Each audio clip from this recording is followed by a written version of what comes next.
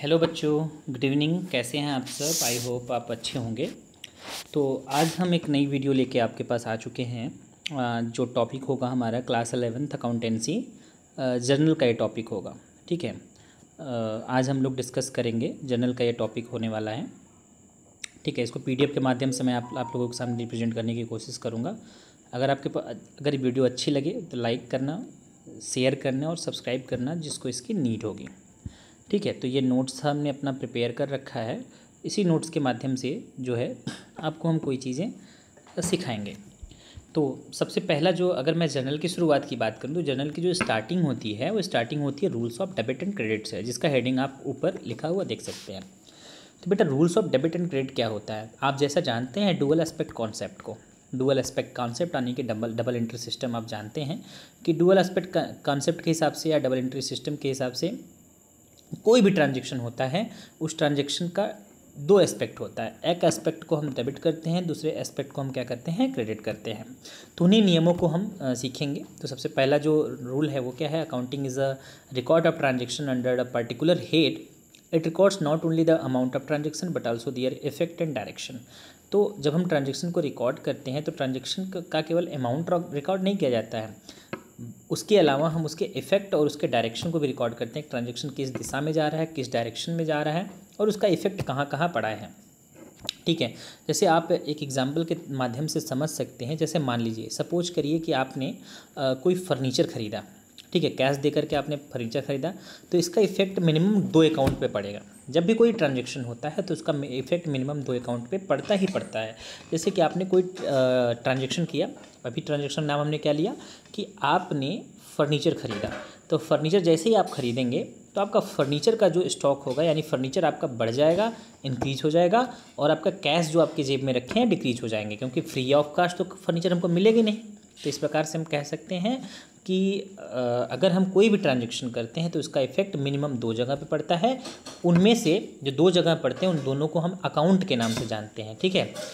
Account के नाम से जानते हैं। एक अकाउंट को हम डेबिट कर देते हैं और दूसरे अकाउंट को हम क्रेडिट कर देते हैं। तो भैया अकाउंट की अगर मैं बात करूं लेजर वाले शेप की, तो अकाउंट के 2 पार्ट होते हैं और इसका अगर आप शेप देखेंगे ना, आकार देखेंगे ना, तो ये जनरली टी शेप का होता है। ठीक है। इसीलिए टी शेप अकाउंट भी इसको कहा जाता है। तो आप अगर लेफ्ट साइड की बात करूँ तो हमेशा अकाउंट के जो लेफ्ट साइड में होगा, लेफ्ट साइड में क्या होता है? हमारा डेबिट साइड होता है, और राइट साइड में हमारा क्या होता है? क्रेडिट साइड होता है। तो कब डेबिट साइड हम एंट्री करेंगे, कब क्रेडिट साइड में एंट्री करेंगे, ठीक है, इसके रूल्स को ही हमें समझना होगा। तो आप भी समझ चुके हैं लेफ्ट साइड को कौन सा साइड होता है? हमारा डेबिट साइड होता है। राइट साइड कौन सा साइड होता है? क्रेडिट साइड होता है।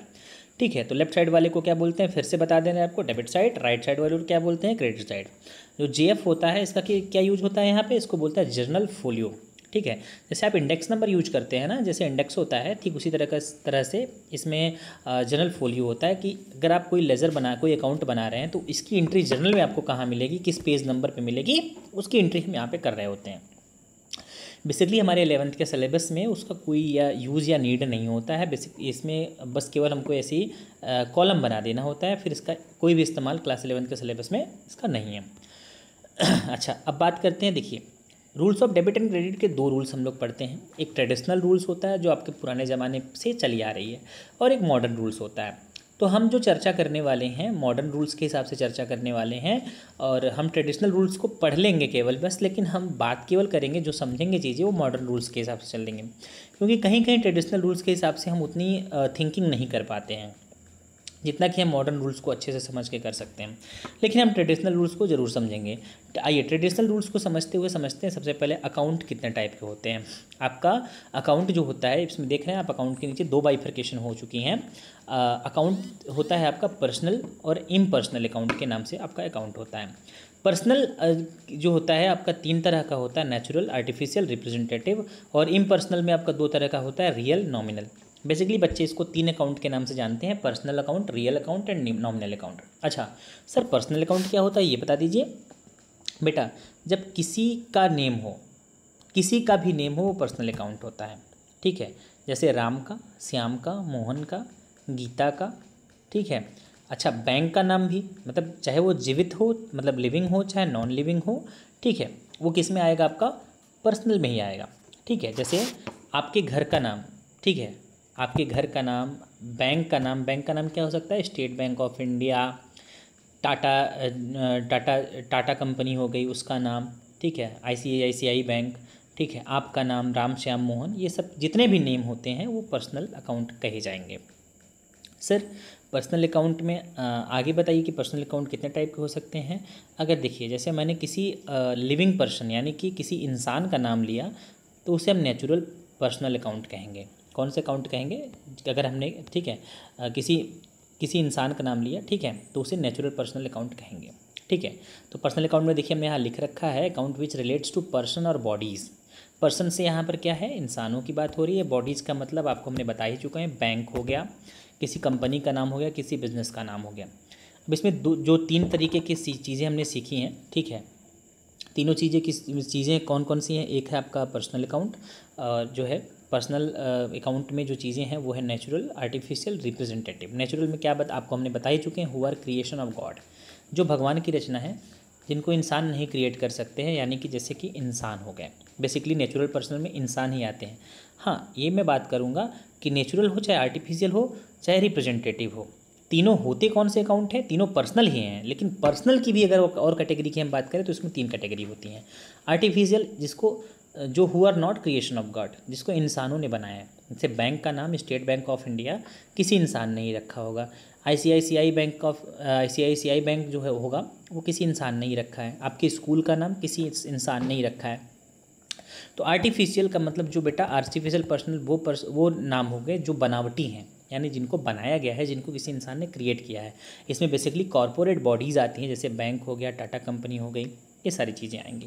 फिर बात करते हैं हम रिप्रेजेंटेटिव पर्सनल की। रिप्रेजेंटेटिव पर्सनल क्या होता है भैया, देखिए, the account which represents a certain person और ग्रुप ऑफ बॉडीज़, ठीक है, उसे हम रिप्रेजेंटेटिव पर्सनल कहते हैं। इतना ध्यान रखो, अगर कोई नाम है उसके पीछे कोई वर्ड आ रहा है, ठीक है, उसके पीछे कोई इंसान आ रहा है, किसी इंसान को वो वर्ड रिप्रेजेंट कर रहा है। जैसे कैपिटल किसका होगा, ओनर का हो सकता है। ड्राइंग भी किसका होता है, ओनर का होता है, ठीक है।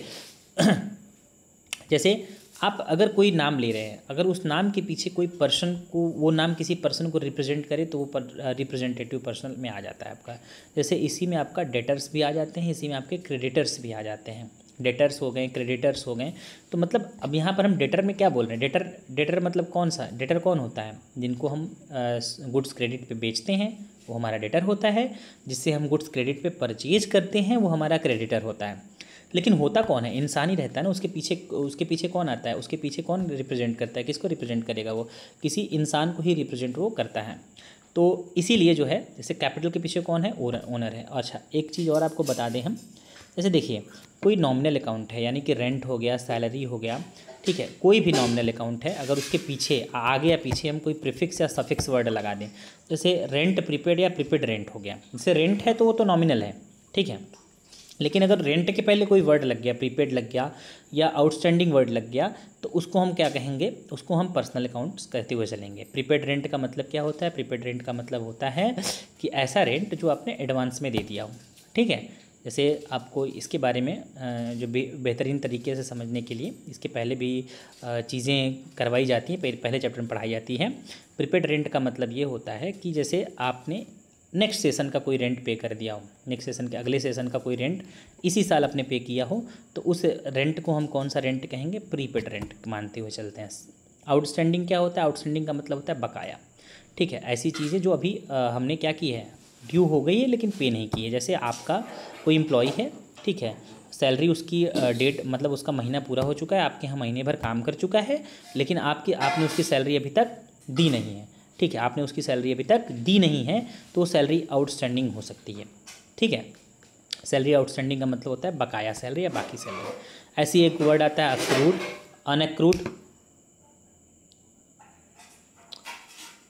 ऐसे एक वर्ड आता है अक्रूड एंड अनअक्रूड। अक्रूड क्या होता है, जैसे मान लीजिए एज अ टीचर हम पढ़ाते हैं, तो अगर आप हमें जो फीस जो है महीना पूरा होने के बाद भी अगर आप हमें फ़ीस नहीं दे रहे हैं, तो उस फीस को मैं अक्रूड फीस मान के चलूँगा, ठीक है। जैसे मान लीजिए आप महीना फिर पूरा होने फीस देते हैं, अच्छी बात है, कोई बात नहीं है। लेकिन मान लीजिए 1 महीना मैंने आपको पढ़ाया और आपने मुझे फ़ीस नहीं दी, तो उस फीस को हम कौन सा फ़ीस कहेंगे, अक्रूड फीस कहेंगे। कौन सा फीस कहते हुए चलेंगे?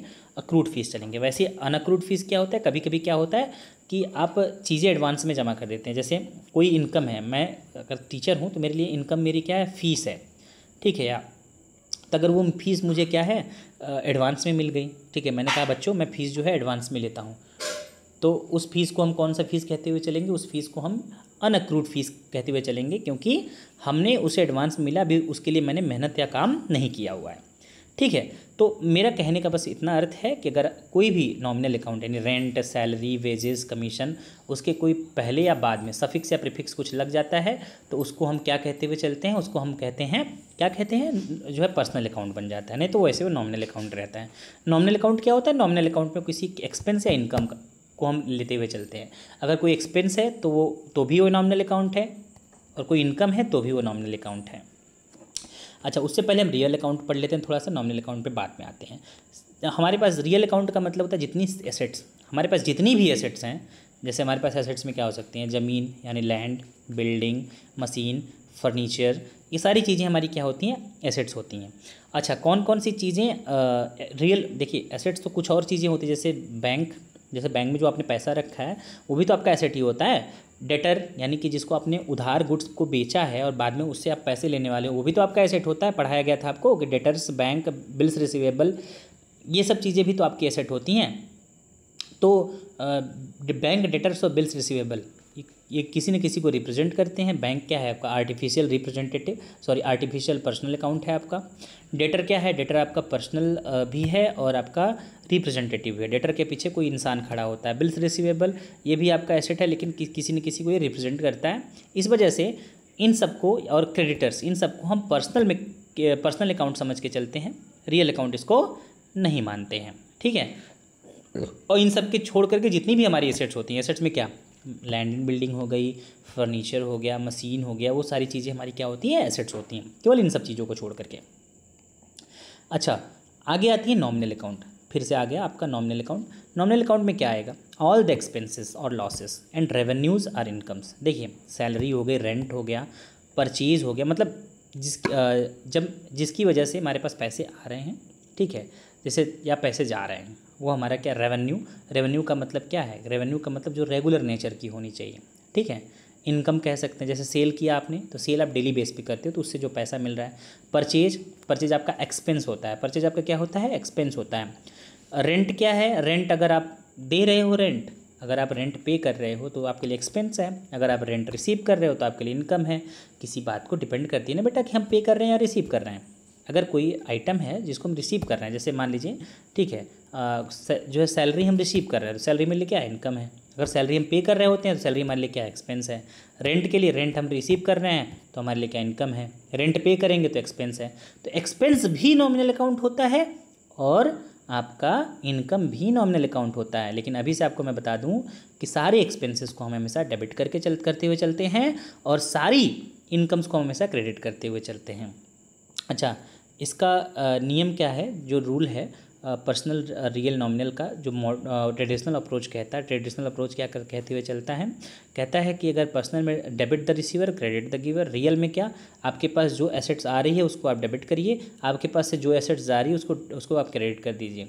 फिर नॉमिनल में आप क्या कहते हुए चलते हैं कि अभी आपको बताया ऑल एक्सपेंसेस एंड लॉसेस, इसको आप चुरा लीजिए नॉमिनल से, क्योंकि नॉमिनल का ये रूल हमको हमेशा याद रहना चाहिए कि सारे एक्सपेंसेस को हम हमेशा डेबिट करेंगे और सारी इनकम्स को हम हमेशा क्या करेंगे? क्रेडिट करेंगे। अच्छा, मॉडर्न अप्रोच क्या कहता है? मॉडर्न अप्रोच क्लियर के थ्रू, क्लियर हम समझाते हुए, क्लियर भी वही बात बताता है।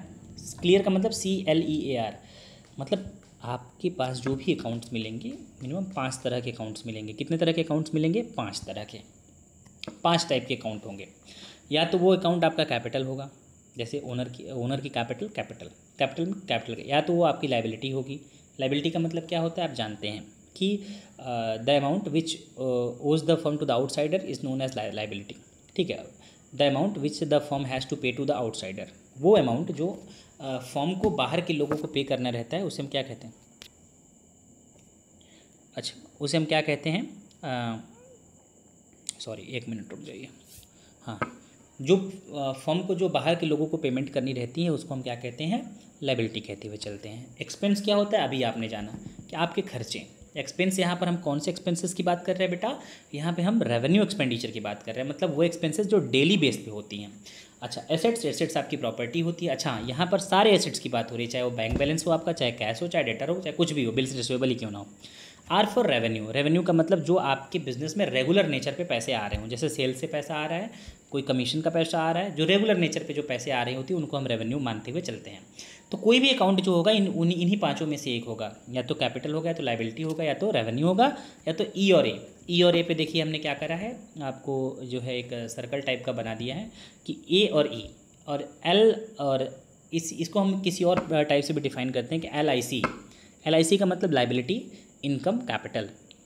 L फॉर मतलब लाइबिलिटी, I फॉर मतलब इनकम, और C फॉर मतलब इनकम में रेवेन्यू भी आपका आ जाएगा। इनकम के साथ रेवेन्यू का नाम भी लेते हैं, इनकम और रेवेन्यू दोनों एक ही चीज़ होता है, ठीक है। और लाइबिलिटी और कैपिटल, तो इनकम, लाइबिलिटी और कैपिटल, इन तीनों का जो नेचर होता है, ठीक है, इधर आप देख सकते हैं यहाँ पर कि जो आपका कैपिटल, लाइबिलिटी और रेवेन्यू यानी कि इनकम जो है, इन तीनों का नेचर कैसा होता है। नेचर मतलब मैं बात करूँ कि इन लोगों का बैलेंस होता कैसा है, इन लोगों का बैलेंस क्रिएट होता है। ट्रायल बैलेंस में जब आप बनाएंगे तो ट्रायल बैलेंस में जब डायरेक्ट लिखा रहेगा कैपिटल, तो उसको हम डायरेक्ट क्रेडिट बैलेंस में लेके जाते हैं। यानी कि इनका जो स्वभाव, यानी कि इनका जो नेचर होता है, इनका नेचर कैसा होता है, इनका नेचर क्रेडिट होता है। यानी कि जब कैपिटल बढ़ेगा तो आप क्या करेंगे, कैपिटल इंक्रीज होगा तो क्रेडिट करेंगे, लाइबिलिटी इंक्रीज होगा तो क्रेडिट करेंगे, ठीक है। और इसी तरह से आपका जब रेवेन्यू इंक्रीज होगा तो आप क्रेडिट करेंगे। आप देखिए सर्कल वाली चीज़ें, एक्सपेंस और एसेट, ये दोनों अपोजिट चलते हैं, मतलब इन तीनों की तुलना में।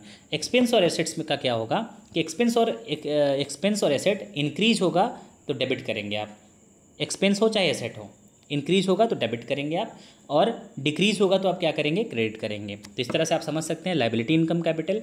LIC से याद रख लीजिएगा, लाइबिलिटी, इनकम, कैपिटल। बढ़ेगा तो क्या करेंगे, क्रेडिट, घटेगा तो क्या करेंगे, डेबिट।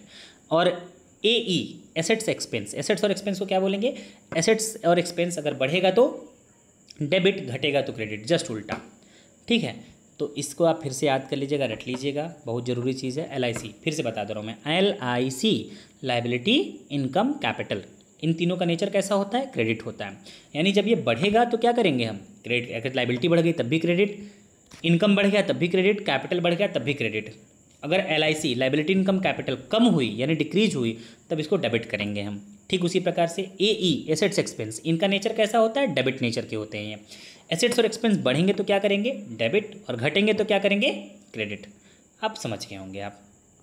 अच्छा, प्रोफार्मा ऑफ एन अकाउंट, अगर मैं बात करूँ किसी अकाउंट के प्रोफार्मा का, ठीक है, तो प्रोफार्मा का मतलब ये होता है बेटा कि यहाँ पर जब भी कोई अकाउंट हम बनाते हैं, लेज़र की बात हम यहाँ पे कर रहे हैं, ठीक है। आपको हम समझाएंगे कि जो डेबिट साइड में होता है 4 कॉलम होते हैं, क्रेडिट साइड के भी 4 कॉलम होते हैं। तो डेबिट साइड की तरफ यानी लेफ्ट साइड में आप देखिएगा, डेट, पर्टिकुलर, जो है आपका GF हो गया, और फिर आपका क्या हो गया, अमाउंट हो गया। फिर उसके बाद date, particular, GF, amount, credit side.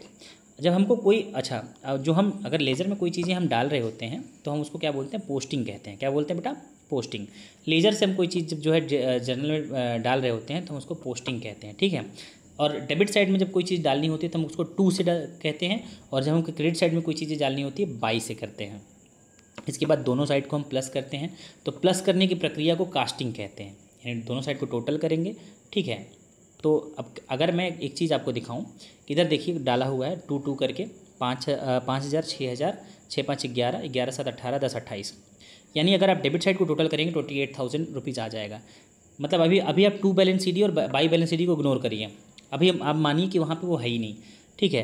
और इधर देखिए केवल बस बाई और 2 वाले को आप जोड़िए, 2 वाला आप पूरा जोड़ेंगे, ठीक है, बैलेंस CD को हटा करके दोनों साइड से। तो अगर आप इधर जोड़ेंगे तो इधर आपका 28,000 आ रहा है, लेकिन इधर जोड़िए 2 1 3 6 3 9 4 13, 13,000 आ रहा है ना। तो अब क्या इसको देखिए, अब होता क्या है, डेबिट साइड आपका टोटल कितना आ रहा है, नीचे देखिए लिखा हुआ है, डेबिट साइड 28,000, क्रेडिट साइड कितना, 13,000। तो अब हम दोनों साइड पहले क्या करेंगे, जो बड़ी वाली वैल्यू है दोनों साइड लिख देंगे। जैसे इधर भी हमने 28,000 लिखा, और इधर भी हम लेफ्ट साइड भी 28,000 लिख दिया, और राइट साइड भी हमने क्या लिख दिया, 28,000 रुपीज़। पहले हम ये लिख देंगे। उसके बाद देखिए कि कम किधर का है, आपका क्रेडिट साइड कम है। तो क्रेडिट साइड कितने से कम है ये निकालने के लिए हमको डेबिट साइड वाले में से क्रेडिट साइड वाले को घटाना पड़ेगा। तो 28 में से अगर हम 13 घटाएंगे, 28 माइनस 13,000 इक्वल्स टू 15,000 रुपये अगर हम क्रेडिट साइड में और लिख दें तो बराबर हो जाएगा। तो यानी कि तब इसको एक वर्ड से रिप्रेजेंट करेंगे हम, जिसका नाम होगा by balance CD। By balance CD लिख करके यहाँ पर हमने क्या लिख दिया 15,000 रुपये, और वो बैलेंस आपका देखिए अब दोनों साइड बराबर हो गया कि नहीं हो गया, मैच करने लग जाएगा आपका, इधर भी मैच हो गया इधर भी मैच हो गया। जो बाई बैलेंस CD या टू बैलेंस CD है ना, ये होता नहीं है, दिया नहीं होता है आपको। आप जब पोस्टिंग कर लेते हो तो ये आप खुद से निकालते हो बैलेंस कि कितना और लिखने की ये हो जाएगा।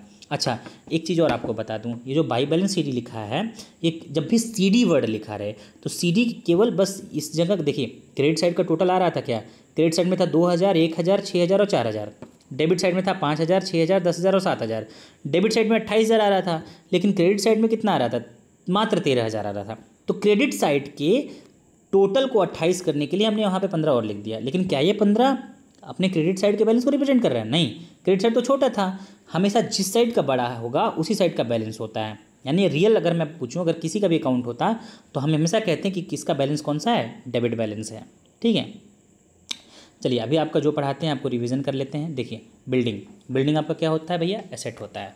अभी मैंने आपको क्या बताया, एसेट्स कौन सा अकाउंट होता है, रियल अकाउंट होता है। फिर से रिवाइज कर देते हैं, पर्सनल क्या होगा, पर्सनल अकाउंट कौन सा होगा, फिर से बोलिए, पर्सनल अकाउंट होगा आपका related to person, related to bodies, ठीक है, किसी का नाम, ठीक है। और रियल अकाउंट क्या होगा, एसेट्स, लेकिन कौन कौन को छोड़ करके, डेटर, क्रेडिटर, बिल रिसीवेबल और बैंक, इन चारों को छोड़ करके।